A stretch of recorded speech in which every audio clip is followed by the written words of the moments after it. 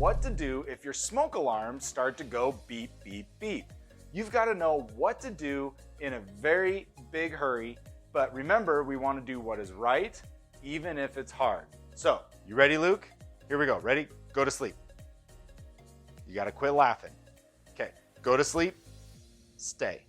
Now, if Luke's asleep in the middle of the night and his smoke alarms start to sound like this, maybe, here we go. All right, so smoke alarms are going off. He's got two jobs. His job is to get out and stay out. Now, first thing is he's got to get low and stay under the smoke. Ready, Luke? Get up, get low on your hands and knees, and first place he's going to go is to his door. So Luke's going to crawl to his door, and then he's going to feel it first, because we don't want to just fling that door open, right? So he's going to reach out and feel it with the back of his hand. If it's nice and cool, then Luke's going to peek to make sure that there's no fire between him and the fastest way out of his house. And then he's gonna stay low under the smoke and crawl all the way to the fastest place out of his house, yelling, "Fire! Fire! Fire!" So in this case, Luke's fastest way out of the house is actually out the back door. Now, it's raining outside, so I'm not actually gonna make him go outside. So good job, Luke. You ready to go back? All right, Luke, come. Let's go. All right, so Luke is going to get back into his room, and he's going to go back to bed, because now we've got to talk about scenario number 2. All right, for scenario number 2, same rules. Ready? Go to sleep, stay. Smoke alarm's going to go beep, beep, beep. It's going to sound something like this.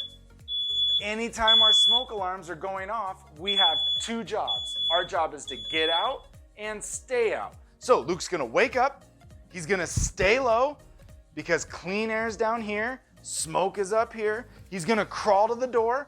What does he do first time he gets to the door? You're right, he's gonna reach out and feel it. Go ahead, feel it. Ouch, this time it's hot. Well, if the door is hot, do we wanna just check outside to see if there's a fire on the other side? No, we know there's a fire on the other side. So this time, we cannot open the door, but we want to make sure we keep as little smoke coming into our room as possible. So Luke's going to take that blanket that he forgot to put away. This is the one time it's okay to not clean your room, kids. So he's going to grab the blanket and he's going to stuff it at the bottom of the door the best that he can to keep smoke from coming in his room. Now, that's a good job. Now, once he has it there, we've got to figure out how else can we get out of the room. If you can't go out your door, what's another place that he can go? You're right, the window. Now, does he want to get up and walk, or should he stay low? You're right, he should stay low. So Luke's going to crawl all the way to the window. Now, if he lives on the first floor like he does, his bedroom right now is on the first floor, and it's safe to go out his window, then he's going to open his window, he's going to bust out the screen, and then he's going to jump out the window and go to his family's meeting place. Now, my boys know that if we have a fire at our house, go ahead and leave it open, buddy. Go ahead and go back to bed. Go to bed. Stay. Now, my boys know that if we have a fire in our house and they go out the backyard, our family meeting place is in the big tree in the corner of the yard, because there's not really enough space to sneak by the house to get out to the front if our house is truly on fire. So they're going to wait by the big tree in the backyard. If they go out the front door, Luke, where's our meeting place? The mailbox. So they know if they go out the front door, their job is to meet us at the mailbox. So you and your family have to come up with your own meeting place. This is something you need to discuss before the emergency actually happens. All right, so now we got to do scenario number 3. All right, you ready, Luke? Go to sleep. Stay. Now, for scenario number 3, same thing. Middle of the night, Luke's sleeping, smoke alarm starts to go beep, beep, beep. And anytime our smoke alarm goes beep, beep, beep, we have 2 jobs. Our job is to get out and stay out. So Luke's gonna wake up, he's gonna get out of bed, he's gonna stay low on his hands and knees to stay in the fresh air, out of the smoke. He's gonna crawl to the door, And then when he gets to the door, first thing that we do is he reaches out to feel it. Ouch, it's hot. Once it's hot, we know we can't go out that door. There's a fire on the other side.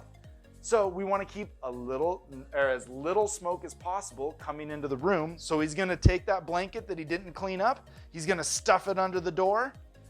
Now, if he can't go out his door, what's the next place we try? The window. So to get to the window, Luke's going to stay low under the smoke. He's going to crawl to the window. Go, go, go. He's going to crawl to the window.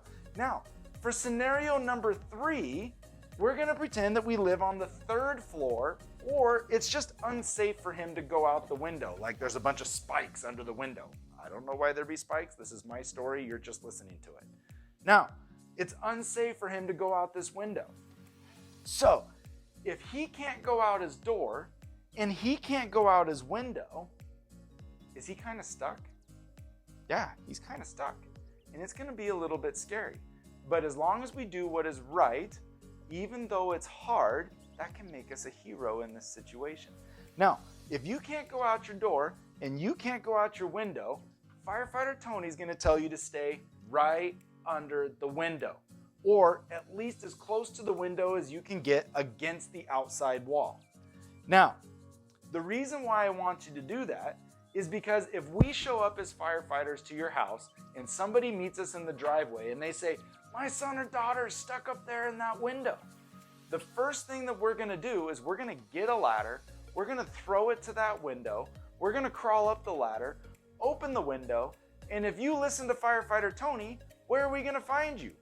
Right under the window. We just pick you up and we gone. We don't even have to come in and find you. So, if you can't go out your door and you can't go out your window, where should we find you? Right under the window, or as close to the window as we can get. Now, when you're under the window, I want you to stay nice and low, because what's down here? Clean air. What's up here? Smoke. Now, Luke is doing a really good thing. He's got his flashlight and he's going to be flashing it into the window. If you have a flashlight or lights or some way to make a lot of noise or just yell, help! However you need to do it, just make as big of noise or a visual ruckus as you can so that we know that you're there. And then we're going to come get you. You can go ahead and turn it off now. Well done, kid. Turn it off. Okay, now, if your house is on fire, your smoke alarms are going off, you have 2 jobs. Your job is to get out and stay out. Now, you need to make sure you have that family meeting place, right? My boys know to go to the tree in the backyard, or in the front yard, they go to the mailbox. You and your family have to make that decision for yourselves. Now, we have one rule if your house is on fire. One rule.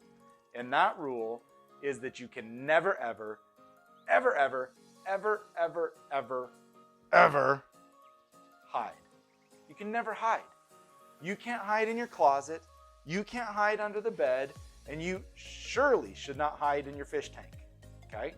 So if your house is on fire, your smoke alarms are going off, your job is to get out and stay out as long as you can do it safely. And if you can't go out your door and you can't go out your window, then we should find you right under the window or as close to it as you can get.